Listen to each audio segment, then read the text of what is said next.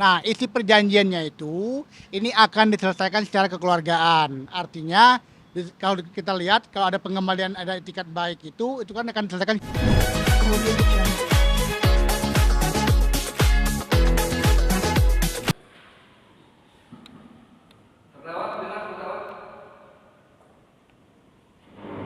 Dengar yang mulia ini. Kita mulai ya. Dan perkara pidana bersama terdakwa perkara akan dibuka agenda sidang kita hari ini. Saudara kan juga sudah pernah di PHP.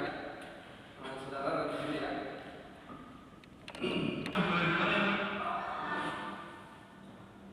Saudara sudah pernah diperiksa kepolisian sudah ya. Saudara baca dulu gitu.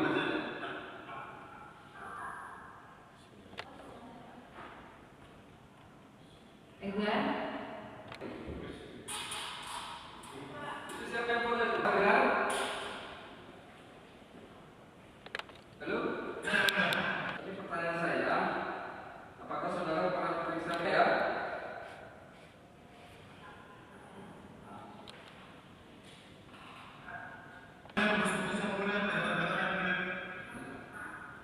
Silahkan suara-suara di sini.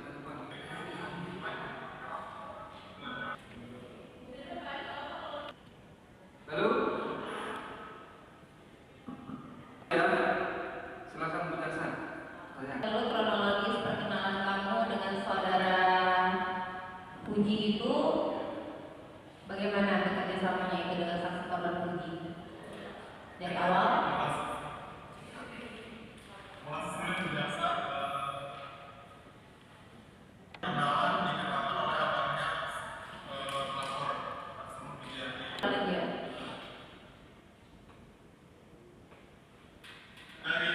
Dari Jakarta Cikampek, aku ditawarin oleh saudara tadi untuk jadi manajernya Puji. Dan di situ pun kita aku dan Puji ngobrol lebih panjang untuk kesamanya. Dan di situ Puji menawarkan 5% fee dari setiap proyek dan gaji pokok 500.000 setiap bulannya. Dan dari situ kita baru mulai kerja itu di Desember 2021. Jadi saudara itu ditawarkan untuk menjadi manajernya saudara Puji dari abangnya yang bernama Faisal ya? Ya, Pak Faisal. Fadli Faisal benar kan? Ya? Ya. Ya, oke. Ini coba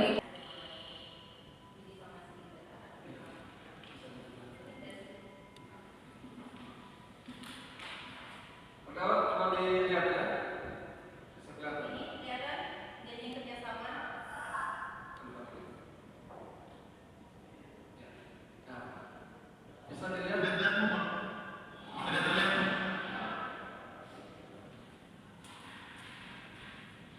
Bisa?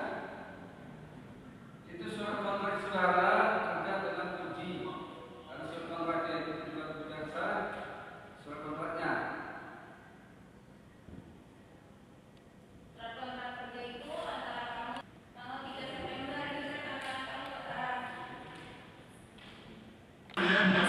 Ya, jadi udah kamu lihat ya perjanjian kerja antara saudara Puji dengan kamu ya atas nama PT Wanita Telkom Jakarta pada tanggal yang kamu dapat tanggal 3 September tahun 2022.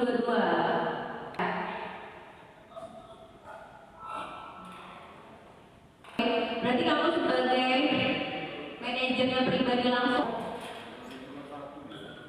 Ya, terus coba saudara jelaskan apa saja tugas dan tanggung. Di Desember 2022 itu dinaikin jadi 1 juta. Ini sekarang ditanya apakah ada bonus lain selain gaji? Bonus lain selain gaji kamu itu ada nggak? Tidak ada. Tidak ada sama sekali, jadi emang full gaji tok ya.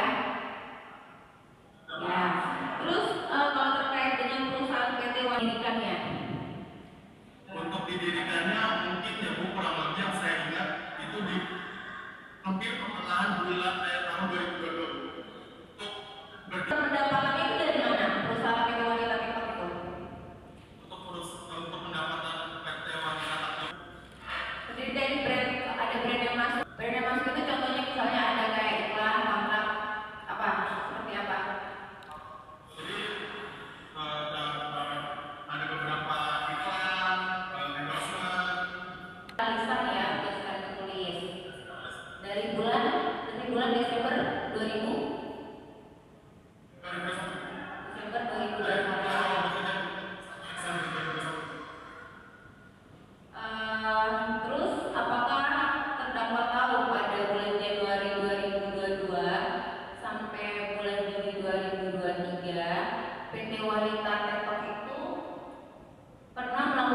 bekerja sama dengan perusahaan agensi atau merek perusahaan.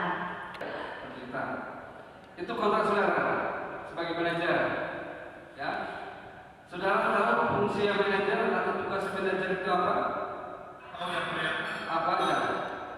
Untuk tugas manajer mengatur schedule jadwal artis tersebut, mencarikan job-job untuk artis tersebut, Ya. mendirikan suatu proyek untuk artis tersebut, dan menemani di saat mereka membuat konten. Sekaligus juga mencari brand atau pihak ketiga untuk bekerja sama, siapa yang mencari? Ya? Oh, merangkap juga.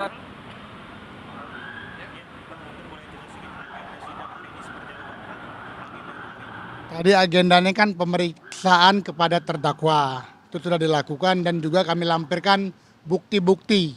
Bahwasanya kami tadi melampirkan bukti pengembalian kepada saudara Puji ataupun ke rekening PT-nya. Ya artinya kan kalau kita lihat tadi disampaikan juga ada perjanjian, tapi kami tidak pegang perjanjiannya. Nah, isi perjanjiannya itu ini akan diselesaikan secara kekeluargaan. Artinya kalau kita lihat kalau ada pengembalian ada etikat baik itu kan akan diselesaikan secara perdata. Tapi ini tetap dibawa ke ranah pidana, kira-kira begitu. Bang, agendanya kesaksian dari terdakwa Batara dan Abang juga tadi memberikan beberapa bukti tambahan. Nah, tadi terlihat sedikit ada kurang puas dari majelis hakim ketika dari pihak pengacara memberikan bukti baru itu. Mungkin apa yang disampaikan dari majelis? Sebenarnya tadi ada mungkin pembuktian yang memang masih kurang. Jadi mereka meminta untuk menghadirkan kembali, tapi saya bilang ini dulu Pak, cukup begitu. Nah, Pak, pertanyaannya adalah hari ini Batara tidak dihadirkan secara langsung ke persidangan, tapi melalui Zoom yang saya katakan. Apakah ini salah satu permintaan dari majelis? Seperti apa Pak? Tidak dihadirkan? Ya, kalau kami kan memang mintanya itu dihadirkan secara langsung. Biar ini peristiwa bisa terbuka secara terang-benderang gitu loh. Karena apa? Kalau melalui online ini kan kita terbatas, kadang-kadang jaringan jelek, kita ngomong apa tidak terdengar, saudara Batara menjelaskan secara rinci dan secara kronologis juga tidak terdengar dengan jelas, kira-kira begitu. Kalau kami mintanya pengen dihadirkan secara terang benderang, bahkan kami minta siapapun yang terlibat dan mengetahui perjanjian-perjanjian itu dan ada di sekitar situ juga hadir, kira-kira begitu gitu loh. Tapi ya tadi sesuai dengan permintaan majelis hakim ya tidak bisa dan terbatas, kira-kira begitu. Ya kami tidak mengerti, itu wewenangnya majelis hakim. Tapi kalau kami mintanya ingin dihadirkan lah, pokoknya siapapun yang mengetahui perjanjian tersebut, entah itu sebagai saksi dan melihat sendiri perjanjian tersebut juga dihadirkan. Karena apa? Ya mohon maaf, secara tidak langsung kan kami didolimi Mas. Karena apa? Terdakwa atau klien kami ini tidak memegang sebuah perjanjiannya. Padahal kan kita tahu dalam perjanjian itu ya harus megang dong kedua belah pihak. Yang kira-kira siapa yang membuat perjanjian, yang membuat pernyataannya siapa, dan harus memegang. Dan saudara Batara ini, terdakwa ini juga di bawah tekanan, kira-kira begitu. Nah, Ibu mungkin sebagai orang tua, bagaimana artinya Batara hari ini Ibu sendiri tidak melihat di persidangan dan mungkin seperti apa tadi proses persidangan yang Ibu lihat melalui media sosial? Enggak, kalau ya yang aku titik beratin di sini mengenai SIM card. Itu yang enggak ditelusurin. Karena di bawah intimidasi SIM card anakku itu diambil di 2 Desember 2022 plus sama bikin surat pernyataan tentang hutang piutang. Itu yang enggak diiniin. Diambil semuanya ATM, SIM card yang dia udah pakai 2 tahun itu enggak ditelusurin. Itu yang bikin saya kesel, emosi itu kok anak saya diginin banget gitu loh. Mana gitu yang bukti-bukti anak saya 204 juta langsung ditransfer ditarik sama Fuji.